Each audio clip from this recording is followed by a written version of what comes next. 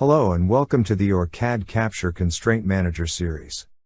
This video demonstrates the creation of an electrical constraint set, or ECSet, in the Constraint Manager through the OrCAD Capture tool. The electrical constraints govern the electrical behavior of a net or a pin pair in a design. The Electrical Constraint Set folder worksheet is where you create rules, or build electrical constraint sets, or ECSets, and then assign these ECSets to the net folder worksheet. To create a new constraint set, go to the Electrical Constraint Set folder. Right-click on the design name in the Objects column and choose Create. Click on the Electrical C Set and specify a new name for the ECSet in the Create Electrical C Set dialog box. Once created, the name of the new ECSet will appear under the design in the Objects column. To ensure my design is free of noise and distortion, I will set the constraints for wiring rules.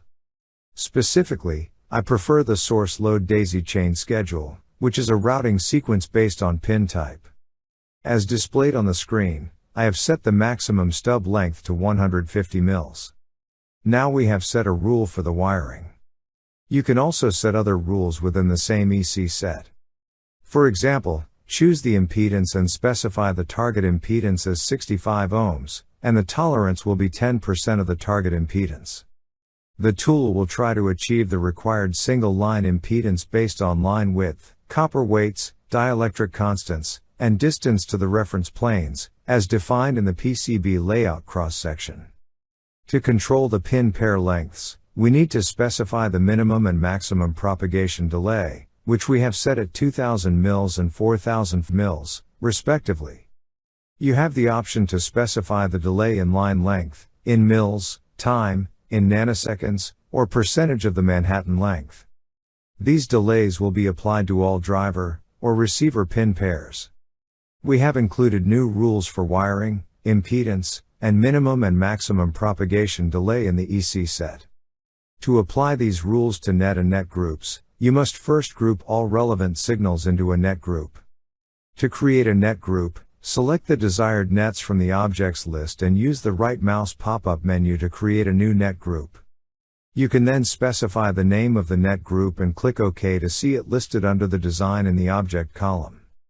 To assign ECSet to the net group, select the newly created ECSet under the referenced electrical C-set column. This will ensure that all the net group nets inherit the constraints in the assigned ECSet. You should also check for the impedance and propagation delay selectors. If you're using Constraint Manager through OrCAD Capture, you may notice that the net folder worksheets show blank actual and margin values.